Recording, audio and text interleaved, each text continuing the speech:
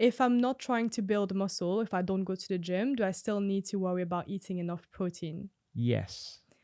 Is getting protein from meat better than getting it from plants? Not necessarily. Okay.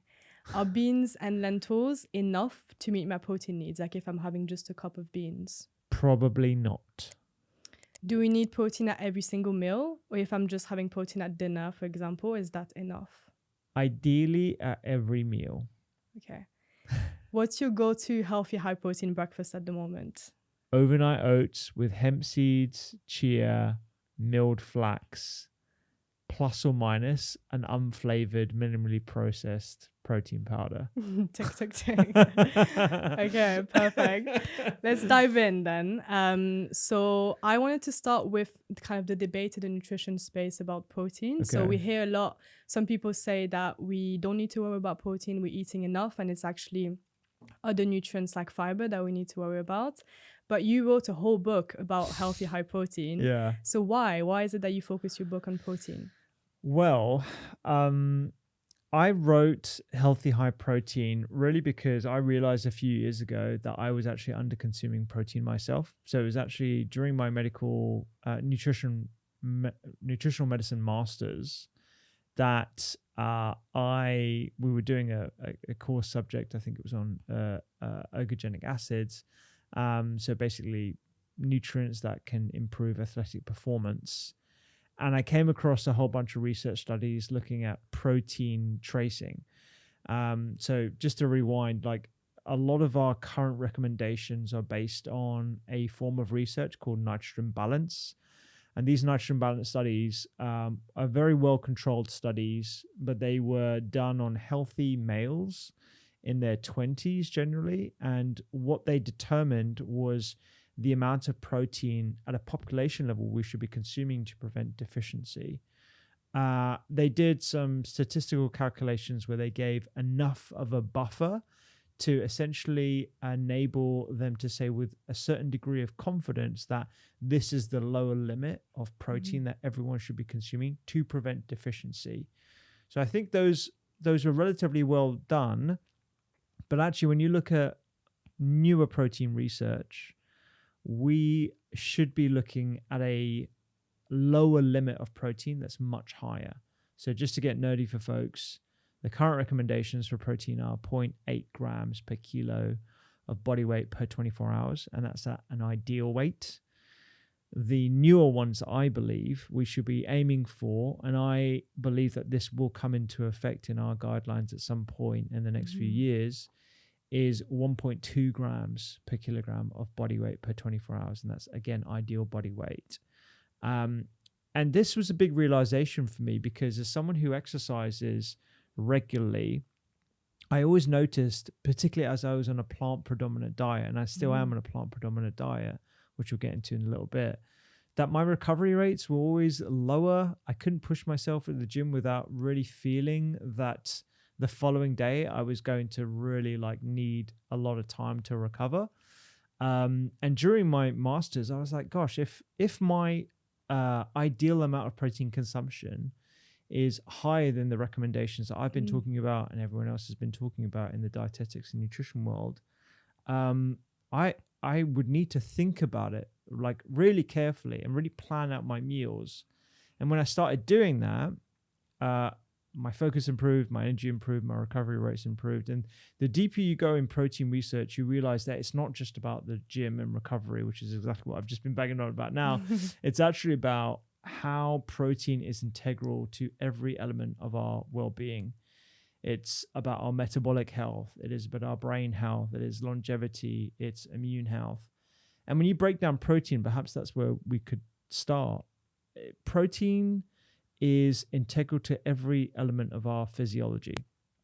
So what is a protein? Proteins are essentially the building blocks of life. I use the analogy in the book that, remember we used to play with Lego and you used to be able to build everything from a toy car to an incredible skyscraper or starship with just a few different types of Lego blocks. As long as you had enough of those blocks, you could build far-fetching different structures. Or Lego are the building blocks in the world of toys, in the same way proteins are the building blocks in the world of biological materials. So very simple proteins that are built out of these things called amino acids, of which 9 are essential, and we have around 20 that are, well, totally non-essential and essential put together, but there's some disagreement on exactly how many there are. But that aside, when you have enough of these, if you have a very simple structure, you could build something like DNA or like RNA, make that a little bit more complex, and you get like sheets of collagen. Make a small deviation or like a couple of bonds, and you build a small 3D structure, and you get an enzyme or an enzyme receptor or an immune molecule. And then you build a slightly more complex structure, and then you can get muscles and bone. And then you kind of realize, wow, we're basically made up of proteins.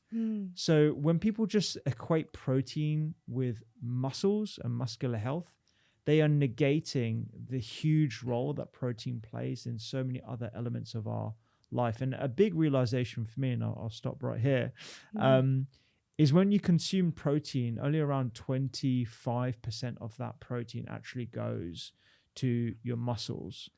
The vast majority of the proteins that you consume through diet are actually going to build all these other elements, enzymes, hormones, receptors, all these signaling molecules. Super, super important to realize that the majority of what you consume in the form of protein is not just for muscle health.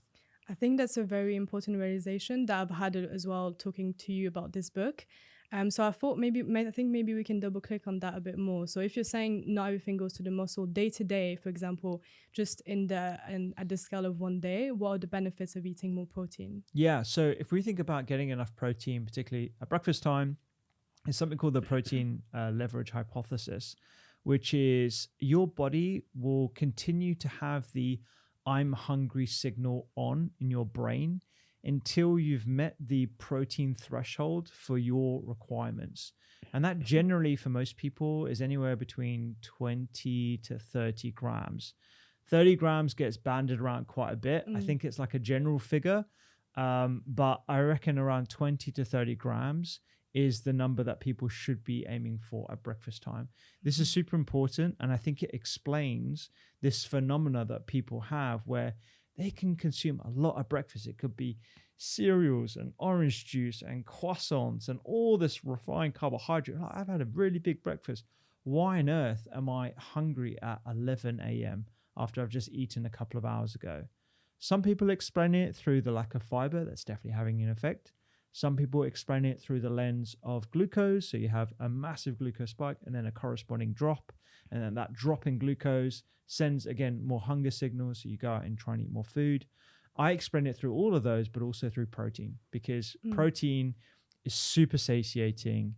It is essential for signaling to your body that you have had enough food. And until you've met that protein threshold, you'll continue to have these hunger pangs, these cravings.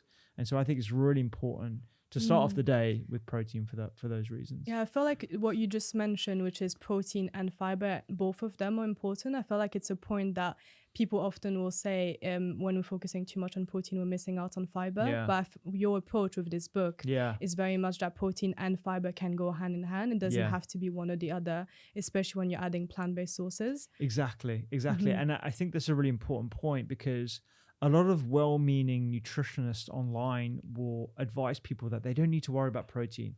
We're all eating enough protein. What you want to be worrying about is fiber. And I agree with the way in which they work that out and the reasons behind why they're saying that. Where I disagree is if we use a different benchmark of 1.2 grams per kilogram of body weight per day, the average consumption of protein is below that. Some people are certainly consuming enough protein. They probably could deal with consuming a little bit less, because when you eat more protein-rich foods, particularly from animal-based products, you're pushing out the opportunity to consume fiber and other phytonutrients in the form of fruits and vegetables. So for certain people, this doesn't apply. But for a lot of us, particularly those who exercise regularly and who have higher protein demands, we'll get into that in a second, over the age of 45, particularly if you're postmenopausal, if you have muscle wasting, if you're overweight, these are all folks that need to really think about protein. The other, and breastfeeding women and pregnant women all have higher protein requirements as well. So this is something that I think is really important to get across, that if you eat more protein, it doesn't necessarily need to be at the expense of other nutrients of importance like fiber. You can have your cake and eat it, not literally that cake, but you can have high amounts of protein that satisfy your needs at this higher requirement level that I think will become apparent for a lot of people in the future. You can have that with a high fiber diet, and you can have that with inflammation reducing ingredients and diversity of ingredients as well. And this is exactly, I mean, if you wanted to stop listening to the podcast and you didn't want to read the book, you can just, everything is surmised in this one statement or this one sort of practice, which is every time you sit down to eat a meal, ask yourself these 3 questions. Is there enough protein to meet my requirements on this plate? Are there gut health supporting ingredients, i.e. high fiber?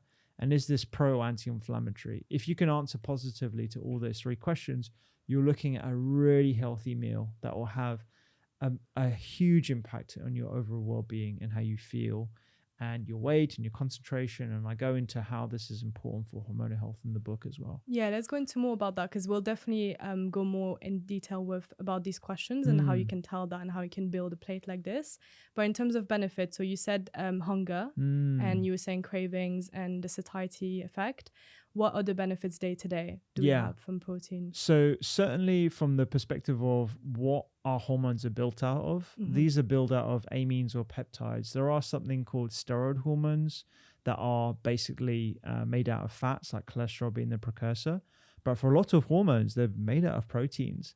Our immune health, these are immune cells are all made out of proteins as well. These little molecules that are largely produced in the gut, they are incredible. And we need protein as the building blocks for those as well.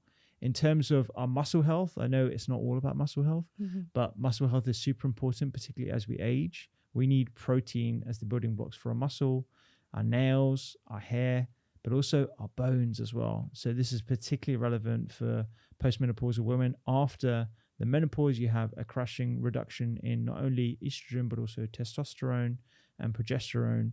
And this puts you at risk of a whole host of issues, including loss of bone health.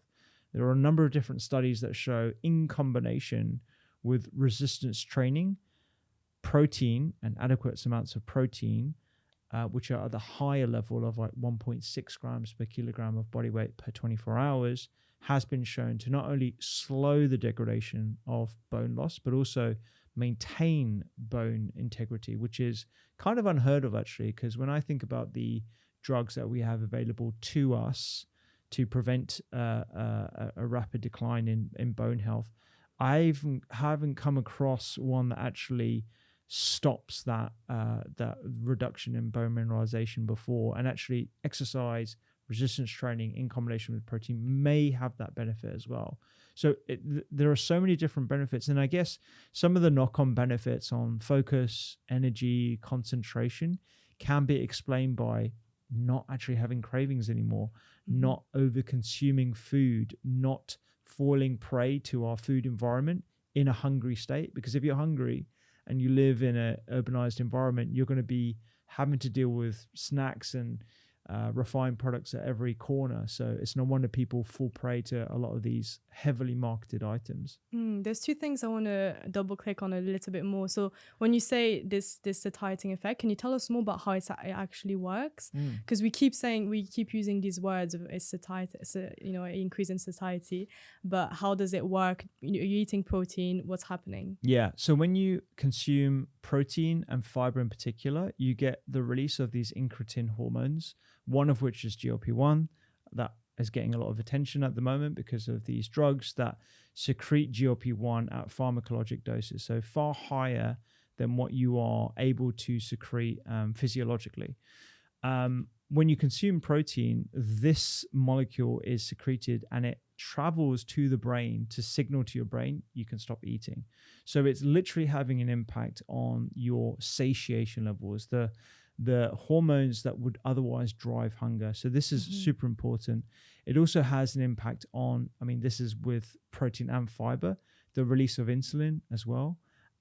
So all these things combine to essentially satiate you, keep you full, and this will overall have a net effect of you less likely to consume calories in a 24-hour period. Calories are super important. I know that there is this idea in the sort of health and wellness world that we don't need to worry about calories. And whilst it's true that we have different absorption rates and some people can absorb more than others from like a simple nut, the facts are that if you overconsume food, you will put on weight. And this is, one of the ways in which we can negate that and stop it. So it's kind of getting more from our food. Yes. The food we're eating. The other thing I want to dive a bit deeper into is the muscle health and bone health element, because I think for me, muscle health, I've recently realized that it was linked to so many other health benefits. Yeah.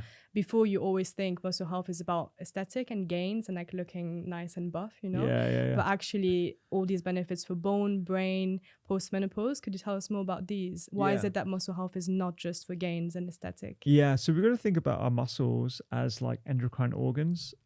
They are super powerful releases of hormones. They can reduce inflammation, but they can also be powerful and large sinks for our glucose.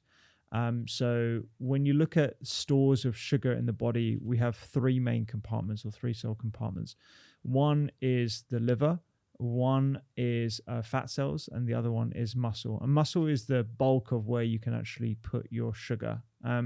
So the more efficient and the bigger your muscle stores, the more glucose you can actually suck up. And this will protect us against metabolic disturbances when we consume food, particularly as we age. So the more muscle bulk that we have as we age, the more protected we are against these fluctuations in glucose levels that can lead to things like type 2 diabetes. So in that sense, protein coupled with exercise as a means to improve not just muscle bulk, but muscle efficiency and the health of your muscles is something that can have these knock-on effects on your endocrine health and your inflammation levels as well. And just to add a bit of nuance to that, so you've kind of cited a few groups of people that would benefit from adding more protein. Is there anyone that would not benefit from more protein and that actually would not be concerned by this? I think in the sort of camp of bodybuilders and people who are already like sort of quite macronutrient focused. I don't think people are under consuming in that camp. And I think, whilst there are some extra benefits of consuming more than 1.8 or even 2 grams of protein per kilogram of body weight, I think those extra benefits are marginal, and it comes with the potential cost of over consuming calories in and of itself, which can put you at risk of putting extra weight on. So, we didn't talk about this earlier, but like 1.2 grams is the minimum that people should be aiming for. I think if you exercise regularly, if you are postmenopausal, if you are of the older generation, you're in your 50s and 60s, you would probably benefit from that higher threshold of 1.6 grams of protein per kilogram of body weight per 24 hours. I'm certainly in that category, which is why my protein needs are quite a lot higher than what I realized. It's around 35 to 40 grams of protein at every single meal, which can seem like a huge number to hit. And when you do these protein calculators online, of which there are many, and we've got one on the doctorskitchen.com, it can feel quite overwhelming. And it's no wonder people fall prey to the high protein industry with their shakes and bars and cookies and sweets and everyone is just adding whey protein to everything to meet this sort of number. And whilst I believe in the number, I don't believe in the means to get to that number. And I think we have to think really pragmatically about and holistically about our overall health, in that we want to remove ultra processed foods from our diet. We want to get protein mainly from whole food sources. And there are ways in which to do that in a healthy way that also looks after your gut and reduces inflammation as well. So when you say those numbers 1.2 per kilograms, I feel like it can feel a bit vague and maybe overwhelming, and I don't really know what that looks like on the plates. But could you talk us through, if I don't know my protein needs and I want to eat more, I want to make sure I'm eating enough, how do I figure it out? How do I know my number? And then what do I do from that point? Okay, so you can go onto a protein calculator, many of which exist online. The Doctor's Kitchen one is free. It's open source. We can link to it in the show notes as well. You put your weight in, you put your activity level in, you put your age in, and a couple of other metrics like with your pregnant or breastfeeding, and it will spit out how much protein you require in a 24-hour period. So for argument's sake, let's say you have an individual that is 75 kilograms in weight. That 75 kilograms is generally their ideal weight. They're not overweight. They're not trying to lose weight. That is their weight. They're happy with that. But they go to the gym regularly, so they probably meet that higher criteria. So 1.6 grams of protein times 75 is 120 grams, divided by 3 meals. If you choose to eat a 3-meal-a-day pattern, that's 40 grams of protein at every single meal. Sounds quite overwhelming, but there are ways that I teach you in the book as to how you can get extra protein in your diet without necessarily having to rely on more meat, fish, eggs, or certainly not bars and protein shakes. Okay. So like people go online, they calculate the number, they have this number, and then through different recipes, they can meet that target. You said that there are maybe benefits to going higher. Is there a limit? How much is too much? Because I see a lot of like trends online of people eating really high amounts of protein with lots of protein shakes, and it's like trying to hit like 100, Every grams. mealtime. Yeah, it was maybe not, but like a lot, very high numbers. Is there a limit? Is there a point where it becomes detrimental? So when you consume excess protein to your requirements, your body is very efficient at just removing it in the form of urea. So if you do find yourself over consuming protein, your body knows how to utilize that and just remove it from you. This idea that you're going to be bashing your kidneys and damaging them is really far-fetched, and it's completely unproven. If your kidneys are healthy, you're not going to damage them by having extra protein in your diet. Where I do feel people might fall into the trap of over-consuming calories in general, energy in the form of food, is where they try and hit those extra protein targets beyond 1.6 or 2 or 2.5 per day. When I say there are marginal benefits, I think if you're a bodybuilder or an athlete, you may get those extra gains by having that extra amount of protein in your diet. Most people are not maniacal enough to strictly follow regimes that are macronutrient controlled, calorie controlled, etc. So I don't think there are extra benefits of going really, really high. Okay. And I would stay against that, because you kind of, with every extra bit of protein that you consume, you're pushing out the other nutrients like fiber and other fruit and vegetable components as well to your diet.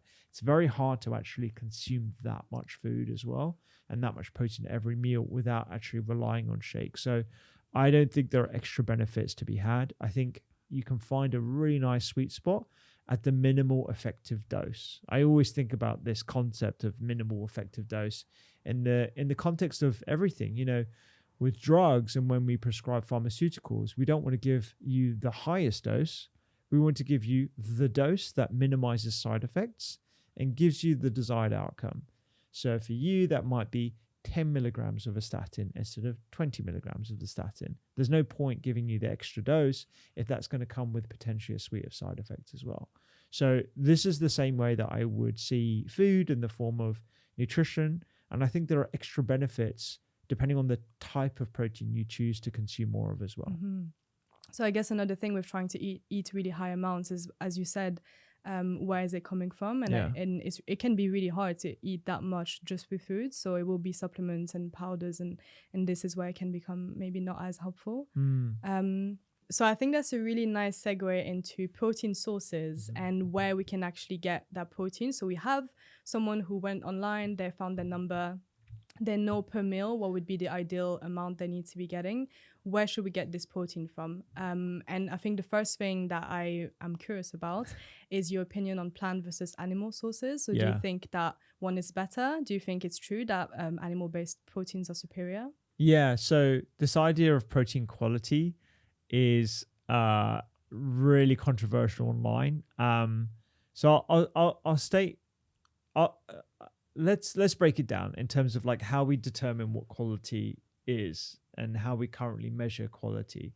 So we have a few different scores. I mentioned them in the book. There's the DAS and the PDCAS. They're basically measures of how well your body can absorb protein and how bioavailable those proteins are. And so when you consume protein, it's broken down into these amino acids. 9 of these amino acids are deemed essential, and we need enough of each of these amino acids for it to be deemed a complete profile. Meat products in the form of cheese, red meat, chicken, even eggs, dairy, they all have these 9 essential amino acids in good amounts. It's very important to just state that, in good amounts. They all tend to be more available to us as well. They're very easy to absorb into the digestive tract and then across into the bloodstream. Plants, on the other hand, if you use the same sort of measuring stick, tend to have an array of amino acids that are incomplete. And the reason why they're deemed incomplete is because they have low amounts of certain amino acids compared to others. And that basically marks down the entire score of plant-based proteins against meat proteins, just because, like, you know, they're low in a couple of amino acids. They're also deemed less absorbable because they contain fiber, they contain a lot of anti-nutrients, as they're deemed. I know it's a bit of a weird name, because these anti-nutrients are actually quite helpful when they're in the correct dose. So lectins or saponins, but some of the phytonutrients that are actually really beneficial for us are still in that anti-nutrient category. They're great, but as long as they're in low doses. So by those standards, plant proteins are less in the way of quality compared to animal-based proteins. In reality, when you combine plant-based proteins, they tend to cover their bases. So if you combine a legume with a nut or a grain, you're getting all the good complex of a good collection, of all amino acids. You don't really need to worry about it too much. The main thing you should be worrying about is, are you getting enough total protein? And this is where plant-based proteins is a bit of a conundrum, because in general, they do tend to be lower in protein per 100 grams of weight. And I want to talk about weight rather than per calorie, because I think a lot of people in the plant-based world always compare plant-based proteins to animal-based proteins by calorie. And I think that's not the best way to compare it, because I can consume the same number of calories of steak versus beans, but in terms of volume, I would have to consume a small amount of steak to have the same calorie content of beans. I'd have to consume a ton more fiber, a ton more of these anti-nutrients, etc., to meet the same protein levels. So I don't think that's a good measuring stick either. The other thing to know about plant-based proteins is, when you remove some of these fibers, so you look at corn and rice and potato isolates. So this is where the plant has gone through a degree of processing to isolate just the amino acids. They work pretty well. They work just as well as whey and casein.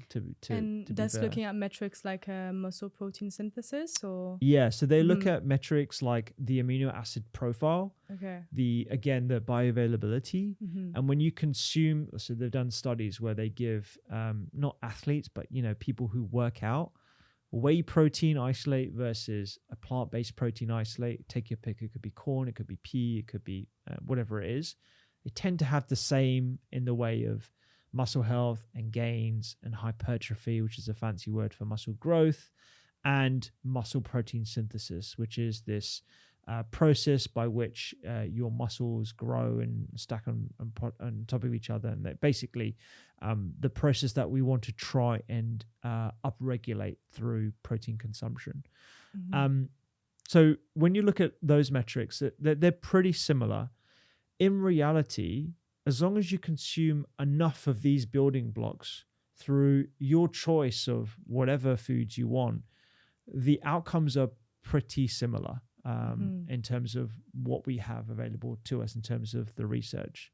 Where plant-based proteins may fall down is if you're totally reliant on plant-based proteins, you need to be really cognizant of where and how much protein you're actually getting if you're just a vegan consumer, or so I just want to say plant-based consumer rather than just vegan, because I think vegan encompasses a lot more than just whether you eat plants alone or not. So if you're just getting your food from plants, you need to be really cognizant of how much you're getting and the quality of the plant-based proteins that you're getting, in terms of whether you're combining and layering these different proteins together. It's far easier to meet your protein needs through an omnivorous diet or an animal-centric diet.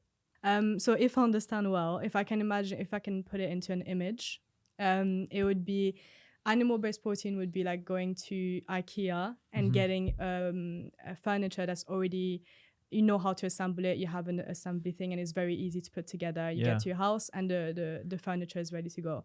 Whereas plant-based protein would be more like getting pieces of furniture from lots of different places, like little markets and stuff like that, and then when you come home, you have to put it together in a way that fits, and it's not as straightforward to put together. I actually really like that. Do you think that's a good analogy? That's a really good analogy. Because I was trying to, because it's like not inferior or superior, but it's a different way to pairing it, and it's more thinking behind it than just straightforward IKEA manual bum, you know, like that's a really, really interesting way of putting it. The IKEA versus flea market protein equation. So it's more effort for sure. It is, yeah. It's a lot easier. Like if it was just like the case of, okay, if you just want to hit your protein needs, that's why you see a lot of people in the fitness industry just revert to chicken breast. It's just, everything's chicken breast, and this is why I didn't want my book to be anything like that.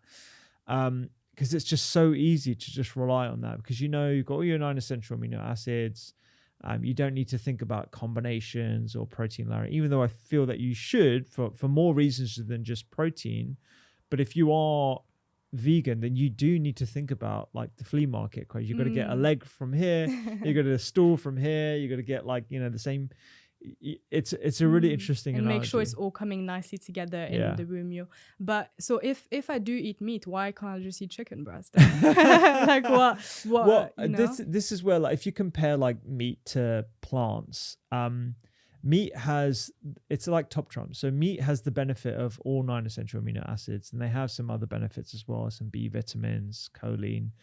These are all beneficial for lots of different reasons. But where they lack is fiber. They lack phytonutrients. They don't have some other essential micronutrients that we require.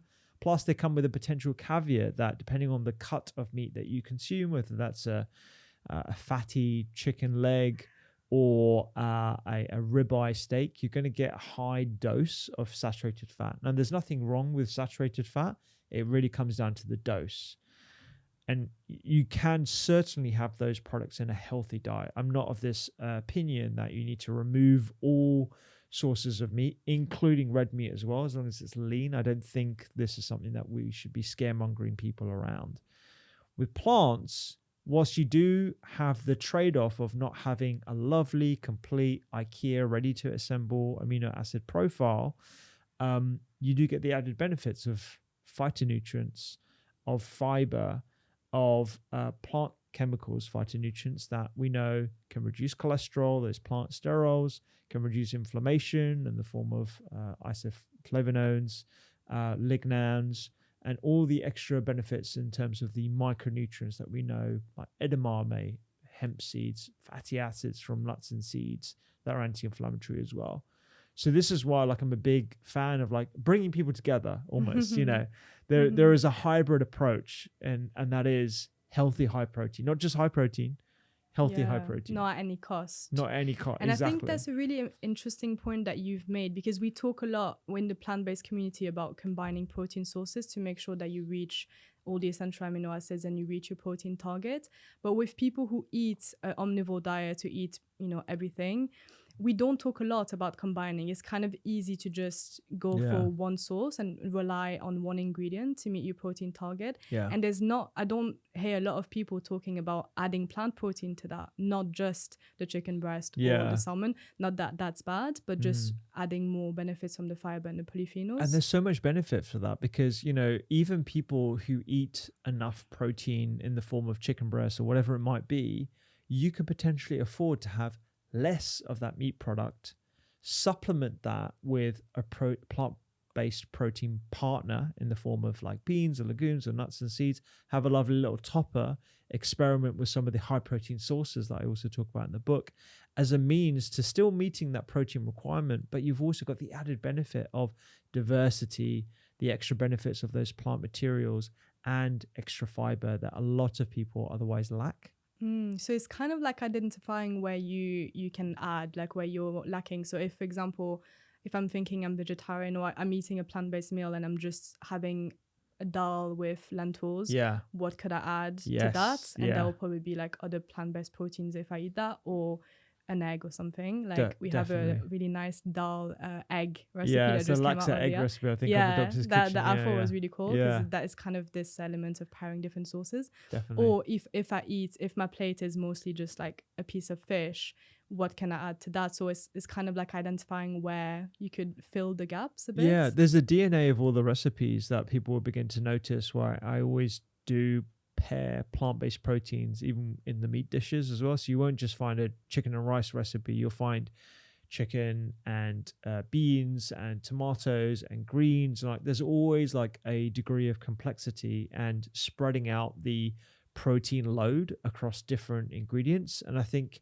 everyone can benefit from that, whether you are vegetarian or vegan, or whether you're an omnivore. And even some of the recipes that we started doing on the Doctor's Kitchen app are like hybrid or gateway recipes, where people who are staunch meat eaters and they do not like the idea of eating lentils or giving up their red meat. We've got a scruffy lasagna recipe that we tested this week, and it's a little bit of red meat. There's only 200 grams per 4 servings, so a very low amount of red meat, but you do not miss it, because we've got textures from pre-lentils. We have nutritional yeast that also boosts up the protein whilst diving into the umami flavor and amping that up. We've also got a little bit of cheese as well, because everyone loves a little bit of cheese. Cheese is actually a really good product in the right dose. This idea of dose, I think, is really, really important, but I couldn't call it healthy protein dose or whatever. People wouldn't really get the analogy. It doesn't roll off the tongue. But this idea of like combinations and whilst getting your protein amounts up, I think is really it's a great strategy for overall health. It's not just about protein needs by any means necessary. Yeah, because in a dish like this, for example, like the bolognese or the scruffy lasagna that you're describing, you're getting enough protein but also fiber and also diversity. And that's something that's quite different. I think I've been trying to spread the word to people around me as well. Like meat eaters in my life that just love their meat. It's like, what can you add and how can you reduce the meat, which then also lowers costs. You can have that meat last for the week, and then combine another plant protein to make sure that you're still meeting your needs for everything. So I really like the idea. Could you talk us through some of the protein sources that you get every week at the shop? So I'm an omnivore, so I spread my protein requirements across like different sources.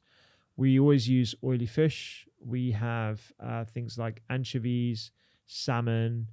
I'm a big fan of sardines as well. But we also get a little bit of lean meat, so lean chicken.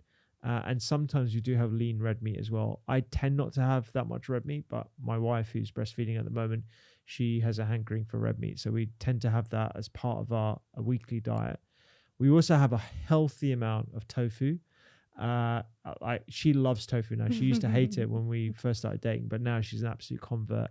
And we use things like extra firm tofu, marinated tofu that I kind of use like a deli meat. Like you can put that into sandwiches. You can put it on the Doctor's Kitchen toast, for example, the Doctor's Kitchen daily bread, and lentils and beans as well. Lentils and beans was a bit of a revelation for me because they're actually quite low in protein. 8 to 10 grams at a push per 100 grams of cooked material. To meet my protein needs at every mealtime, if I was just relying on beans and lentils, I would need at least a couple of cans every single mealtime. And I used to think like, oh, this has got chickpeas in my chickpea dal. I'm good. I don't need to worry about it. And now I look back at those recipes that I would rely on like 4 or 5 years ago before I had this realization around my protein requirements. And it's very clear to me that I was under consuming protein. A salad with a bit of feta cheese and some butter beans is really low in protein for someone like myself. It might be enough for someone else, but certainly not myself. And this is where people fall into the trap of like, okay, I've got to add chicken to everything. And this is where the book, I think, will provide a bit more clarity in that area. But sorry, going back to my weekly shop. So we always have those sources.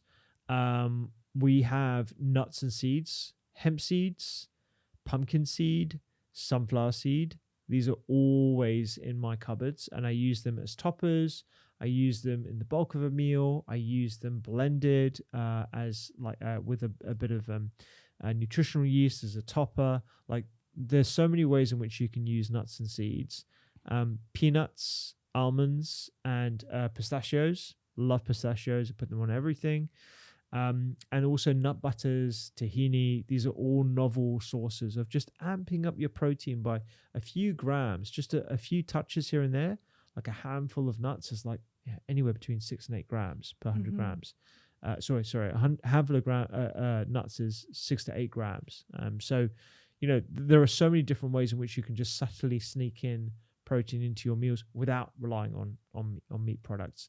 And then the other thing that we always have in our freezer: peas, edamame, broad beans, frozen fish, leftovers, brodo, which is bone broth that my wife makes. She's Italian, so it's called brodo, and we add that to that could be the base of a vegetarian curry. Well, it's not vegetarian anymore, but these are all ways in which I sneak in like high protein elements into my week. But yeah, like that. Yeah, we're it's so funny. Like we are constantly asking ourselves like, how much protein is in this plate? But the one thing I want to get across to folks is I don't want people to start measuring and weighing their food and being really rigid around how much protein they need every single mealtime. I want people to become really good guesstimators of how much protein is in a meal and whether they need a little top up. In the same way, I'm a great guesstimator of how many cups of water I've had today. I've had about 5. I need to drink a little bit more. It's been slightly hot today. I've been running around and stuff. I probably need to drink more. Does that make me unnecessarily anxious about how much water I'm drinking every single day? I don't think so. And I don't want people to fall into that trap of, consciously worrying about protein every single day. But I do want people to be generally aware so they can meet their needs. And there is a lovely, healthy balance to be had with that approach to healthy eating in the same way it is to healthy drinking water. I just wanted to, I think the tracking point is a very, very good point because, when we talk about all these numbers, it's like, how do I know if I'm getting enough? Do I need to take a nap and track every single food I eat? Which for some people that might work. And I think people who work out and all of that, maybe it's their thing, but for me that sounds like I really don't want to do that. I don't want to do that either. I don't have the time. I don't have the energy to be like inputting every single food I eat every week or every meal. So how do you become a guesstimator? Is that how you call it? What are the steps to get there? Yeah, it's a really good, I think, as an exercise, it may be a good thing to determine how much protein you're having in a typical day. So I give you an example, and this is the big realization for me during my master's. I basically analyzed what I was eating in a typical day when I was working in A&E.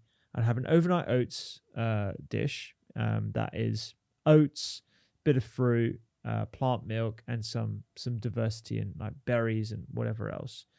I'd have a simple, chickpea curry left over for my lunch. And in the evening, I might have had, it could be like a salad with like feta and cranberries, whatever it might be. Anyways, very healthy, very diverse, high in fiber, meeting all the sort of typical tick boxes for any generally healthy day.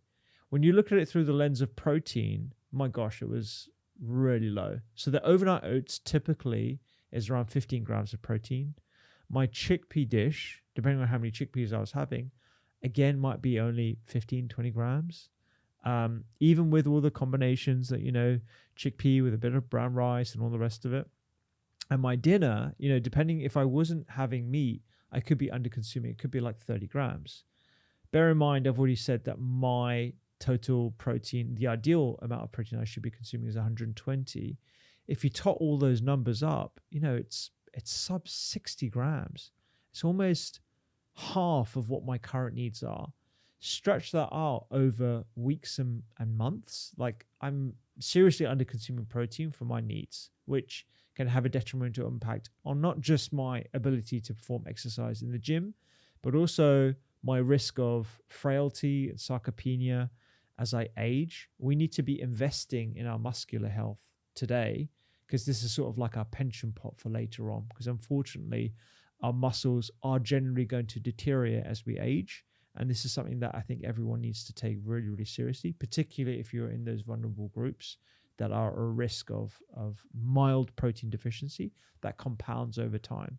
And so looking at that sort of exercise, I was like, okay, what can I do with my overnight oats? I still have overnight oats every day. I love it, or most days. What have I done to boost it up? Nut butter, hemp seeds, more pumpkin seeds. I still have berries, but sometimes I'll have cacao. Cacao is really high in protein. It's one of these novel protein sources from the plant-based ingredient section that has 9 essential amino acids, and it's full of flavonols. And we've done research on that, how it can, improve blood flow and lowers your blood pressure and improve your brain health, etc. Really, really healthy ingredient. Big fan. I still add oats to that, but I'll have 2 tablespoons of oats, and I'll have 2 tablespoons of flax as well, because flax, again, is high in fiber and high in protein. So that's just one way in which I've amped up my oats to be super high in protein. That's now like, 25 to 30 grams. In fact, there's one in the book that I think is around 35 grams. It's souped it up. I haven't had to rely on meat. I haven't had to rely on a protein powder. If you wanted to push it further, yeah, fine, have a protein powder. I've got some guidelines around protein powders that we can get to a little bit later. But that's one way in which you can do high protein, healthy. Same thing for lunch. So if I am going to have the same chickpea curry, I'm going to make sure that I've added some element of like tahini to that, nutritional yeast to that. I've got like a protein topper as well, just to boost that protein content. I can boost that by 10, 15 grams. Great. And then the same thing for dinner. I'll be making sure that I center my meal around something that is relatively high protein. And I'm also ensuring that I'm like guesstimating handful of nuts here, whatever. Even nuts and seeds as a snack in between these different meals is a way of just subtly boosting up my protein content without relying on shakes and bars, because I don't think those deserve a place in our regular diet as a one-off, fine, but not as a daily staple. Okay, so you have all these numbers in mind, which like you've kind of learned through your research, and you kind of know. And there's also a double page spread in the book, don't forget. Yes, we did a whole table compiling all the protein amounts in different foods. And there's beautiful pictures as well of like all the different protein sources and how much protein there is. This I think is probably the most useful section of the book, where people will understand how they can be good guesstimators of protein, because you'll notice when you read the book, I haven't given you the exact amounts. There are the exact amounts in the index section in the appendices, but like cooked fish, for example, 100 grams is 25 grams of protein. Depending on the type of fish, it could be 30 grams, it could be 22 grams. It doesn't really matter. What matters is you're getting a good dose of protein. The same thing with cooked grains, cooked beans, nuts and seeds. You'll become a good guesstimator when you know roundabouts like how much is in these different foods that are super accessible and easy to supplement into your diet. And if I'm not a number person and I don't want to look at these numbers, can I just look at how many protein sources on my plate and that's enough to kind of get an idea? Or do you think we need to be aware of these numbers? My hunch is that I think it's a good exercise, but I appreciate that not everyone is a numbers person. And so thinking about high protein source categories is a good thing to be aware of. So what is your core protein source? Is it chicken? Is it salmon? Is it whatever it could be tempeh, which is one of my favorite ingredients. Tofu. Oh, sorry, I forgot to add that to my weekly shop. Tempeh. Yeah, I was surprised when you didn't say tempeh. Tempeh. Yeah. No, tempeh is definitely high on my ingredient list. Ensure that you're getting a good dose of that. It could be just a handful of like a big sort of portion of your hand. And then make sure you've got a plant-based partner. So that's edamame, it could be peas, it could be beans or lentils. Again, like a small handful of that. And then ensure you're getting a nut and seed topper. Again, use your hand. Pumpkin seeds, pistachio, sesame seeds, a mixture of all those. If you do that at every mealtime, you don't need to worry about the numbers too much. That way you know that you're getting a good dose of protein at each mealtime.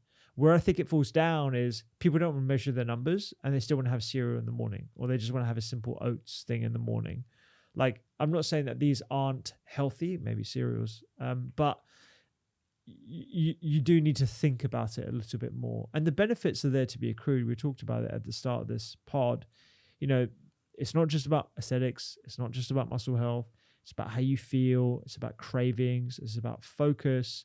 It's about ensuring that you are doing the best for the building blocks of your body. Because if you underconsume protein, your body will search and figure out ways in which to take protein from other parts of your body, and that largely comes from your muscle, your muscles. It will break down muscles and repackage them into the protein building blocks for building, immune cells and enzymes and organs and all the rest of it. So it's really important to at least have some idea of how much protein you require every day. Okay, so like all these different ways to add a bit more protein to a plate without having to change the actual meal. Like it can be keeping your overnight oats but adding a few things to it. Let's go through some of the controversial protein sources like eggs, meat, plant-based meat, fake meat, protein powder. Some that people might be a bit more scared of. What are your thoughts on these? Okay, all right, lots of different ingredients. Let's start by eggs. Like, do you think they are safe to eat? I think eggs are perfectly safe to eat. I think generally 1 egg a day is fine. So 7 to 8 a week is totally fine. It won't put you at high risk of heart disease. There are some people that are uniquely susceptible to cholesterol in general and the fats that you find in eggs, but that's the minority of people, not the majority. I personally think an egg a day is completely fine. It has benefits in the way of the carotenoids, a little bit of vitamin D, and obviously protein. A cooked egg, medium size, is around 6 grams of protein. So a couple of eggs is 12 grams.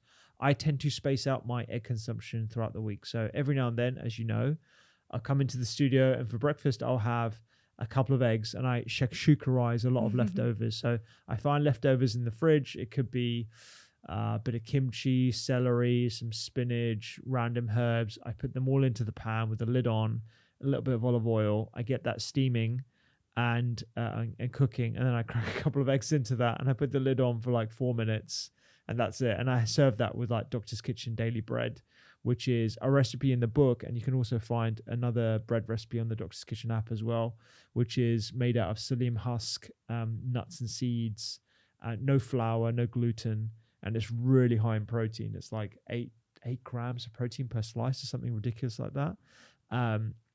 So that way, I'm constantly thinking about ways in which to increase protein, and that way, you're not just having eggs alone; you're having it with fiber. And I think this is a really important consideration that a lot of the observational studies can't cater for. It's who is that typical person that consumes lots of eggs in their diet, and how does that actually have an impact on their cardiovascular risk? I think eggs are an incredible food, but with everything, it depends on how you consume it and how often, what the dose is of that ingredient that you're consuming as well.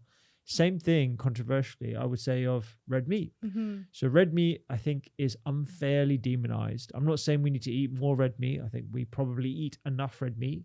But if you choose to eat red meat or choose to eat meat in general, if you're eating largely lean meat and you're combining it with fresh fruits and vegetables and beans and legumes and all these other healthy high fiber ingredients, I don't believe that the evidence is strong enough to suggest that this is something that is detrimental for your health.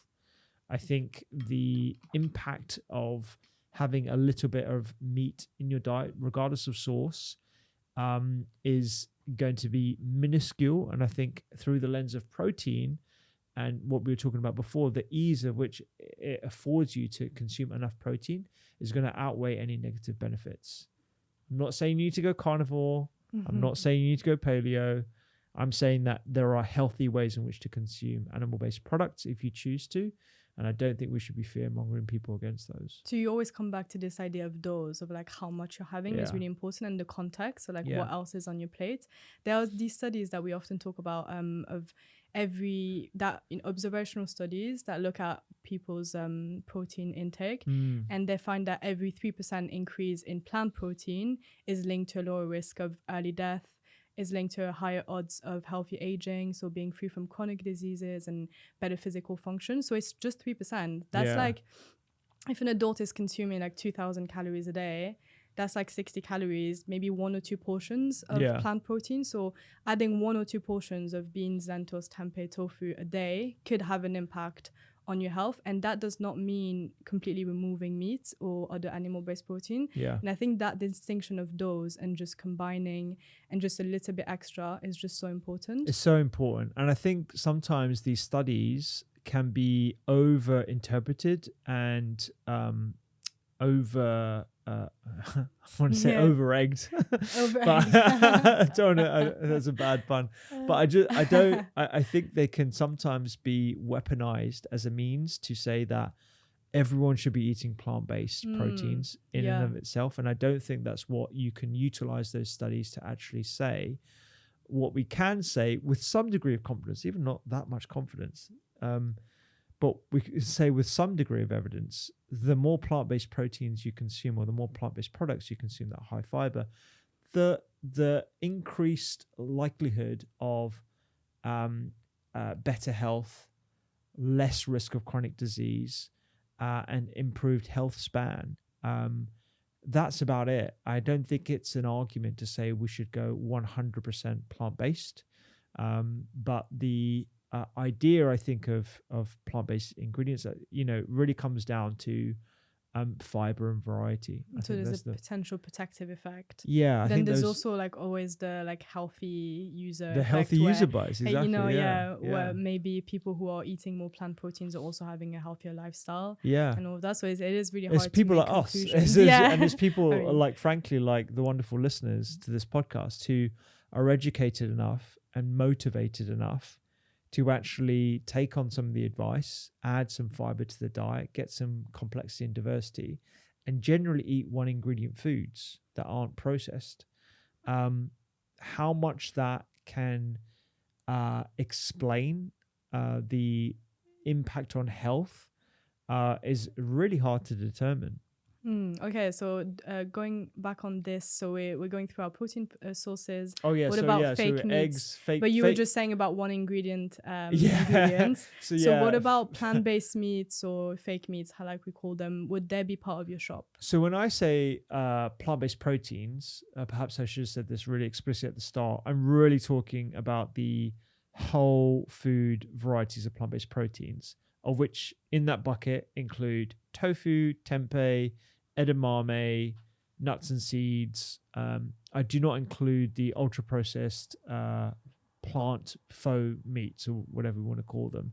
Some people might say, but tofu and tempeh, isn't that processed? I would say it is a culinary processed ingredient. It's gone through some degree of processing to extract the soybean and, There are some methods that are better than others, but extra firm tofu is really, really minimally processed, and the benefits of having that in your diet are huge. So I wouldn't put that anywhere near the sort of Nova classification for ultra processed foods whatsoever. Some of these foam meat products, people have come across these burgers and the names I don't need to repeat. I would say luxury item, have it every now once in a while, particularly if you're vegan and you still want to enjoy that like taste of a burger and the way it feels, and like you miss meat but you don't eat meat for whatever reason. Like, knock yourself out. It's great as a one-off, but it's not one of these things that I think we can just add to our weekly shop in the knowledge that, because it's plant-based, it's healthy. That's not the case. We really need to be educating people around that as well. And actually, I think people come around to this because there's been a huge drop-off in the sales for a lot of these products. Yeah, really big drop-off in sales. And I don't know whether that's because people are generally transitioning away from a solely plant-based diet, or it's because people on a plant-based diet want to eat healthily, and they know that these items don't have a place in their weekly diet, maybe like once a month or so, but it's not something that we should be, over consuming that we may have done previously.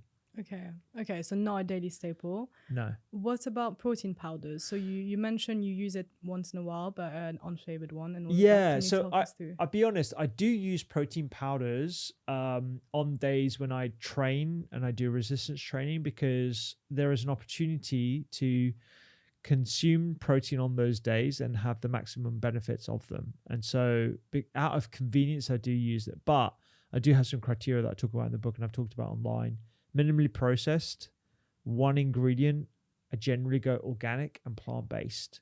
Not to say that you can't have benefits with whey, and actually all the evidence points towards whey and casein being better in terms of the absorption and digestibility, etc., compared to the plant-based options. But I just prefer the plant-based options, and I always make my own shake. So I'm not going to get a flavored one with any additives or sweeteners. These are pretty horrific, actually, when you read the ingredients list in terms of the additives that they add to them. Really, really processed ingredients. I always make my own. So I'd make a peanut butter with water. I generally have water, maybe a tiny bit of coconut milk, berries, cacao, hemp seed, protein powder, and a little bit of honey. And that's my protein shake. It's so much healthier for you. It's not a replacement for a meal. It's like a top up. And it's just super convenient, and it tastes delicious as well. Got a whole bunch of protein recipes on the Doctor's Kitchen app, and we don't actually have anything in the book because I didn't want to encourage that if you don't need it. And most people probably wouldn't need it unless they really struggle to meet their protein targets. So I'm not saying protein powders are evil, stay away from them. I'm saying choose wisely and use them occasionally rather than every single day. When you talk about these additives, what are the problems of those? So emulsifiers, sweeteners, E-numbers, polysorbate 80, these have been shown to be detrimental to your gut health. It's one of the reasons why I think a lot of people with inflammatory bowel disease are being told not to have ultra-processed products in general and convenience products. I'm also a pragmatist, so I take the precautionary approach when consuming any foods with these ingredients in, just because we can't say definitively that sweeteners are harmful for our microbiome doesn't exonerate them, in my opinion. So I tend to avoid those, and honestly, I just don't like the taste. I've tried a lot of these different products. I'm sent a lot of these different products for companies that want to work with us, and I just don't like them. They just don't taste natural, and I just prefer my own honey and my my berries and like cacao. It's just so much nicer. Okay, nice. So I think we went through most of your protein shops and all the foods that you would get in a single week. There's one thing that I asked you at the start, and we get asked on socials. It's about protein timing and whether or not you need to have protein at every single meal. I think there's quite a common practice of having all your protein at dinner, like a big piece of chicken or fish. Do you need to be spreading your protein, having it at breakfast, lunch, and dinner, or does it not matter as long as you're meeting your target? So in in reality, if you were to have all your protein in at lunchtime, like one massive meal at lunchtime, you could meet your protein daily requirements as long as you eat enough and you can actually tolerate that amount of food. And there is this sort of trend, I think, online. It's like the OMAD diet, so 1 meal a day diet. So you have to have a lot of time in the middle of the day to consume this amount of food. Your digestion has to be robust enough to be able to tolerate the volume of energy in the form of calories that you require. So whilst it is possible, I just don't think it's practical. The reason why I believe we should be thinking about spreading our protein across the day, particularly at breakfast time, is because it gives us better opportunity to actually meet our protein target, which for a lot of people is quite hard, even myself. And so if you're only consuming all your protein at night, you have to consume a lot more, unfortunately. The other reason is something that we talked about earlier is, the cravings that people have from a low protein breakfast in the morning can lead to unhealthy behaviors that negate your overall dietary practice. When you're craving food and it's the middle of the day, you have lack of focus, etc., it's easy to fall prey to over-consuming calories in the form of snacks. And actually 25% of the UK's calorie consumption comes from snacks. I wonder whether it's because it's those cereal aisles that are full of low protein ingredients. And just on that note, there are some protein packed cereal companies that have sort of, I don't know if you've seen them, but they're now adding protein to cereal as if this is going to help people with their protein requirements. It's the same as having like a protein shake in the milk of your cereal. That's the way I would see it. Don't fall for that marketing. It is a terrible way of trying to consume your protein, like in the form of a cereal. It's an ultra processed product. Get it from whole foods as much as possible. There are plenty of breakfast recipes there that you can utilize. So I would say it's easier to hit your protein goal if you spread it out. It's more beneficial from a craving perspective. And also, if you are trying to have a lighter meal that's also earlier in your evening time, it's going to improve your sleep. And that improvement in sleep has a knock-on effect on your cravings the next day. It also has a knock-on effect on your metabolic health. There's all these extra benefits that would accrue by having spaced out meals throughout the whole day. If you choose to, intermittently fast, which I'm a big fan of, ensuring that not intermittently fast, time restrict your feeding, which is different in my opinion to what people deem intermittent fasting. But, you have an eating window of like 10 to 11 hours. So if you start eating at 7, you finish eating at 6 p.m. As long as you get your protein requirements there, that's great.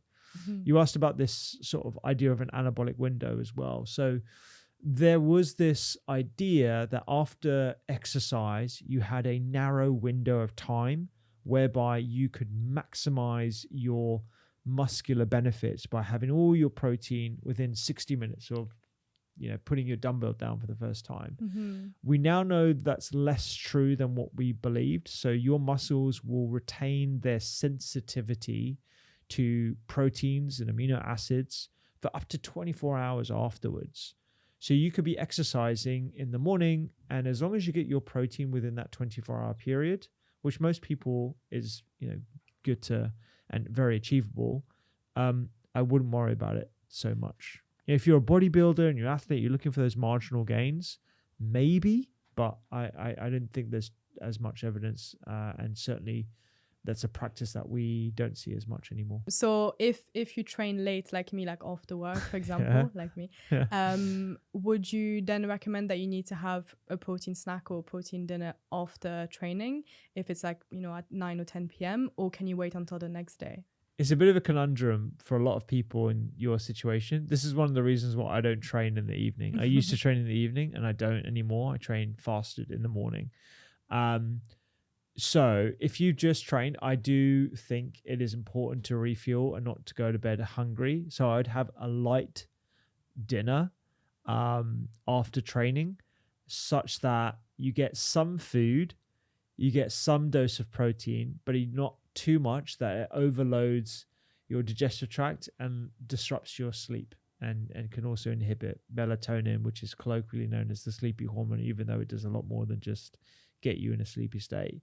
So I would say a light dinner, again with a core source of protein, but not too heavy that it disrupts your sleep. And the next day, your breakfast should be really important in terms of ensuring that you're refueling, because refueling after intense workout sessions like you do.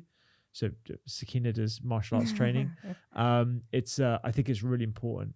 So again, you look after the resilience and the quality of your muscle health as well. And I guess overnight you've been fasting, so you're depleted from those amino Exactly. acids, right? Yeah. So you need to kind of replete the This is a really reserves. important point.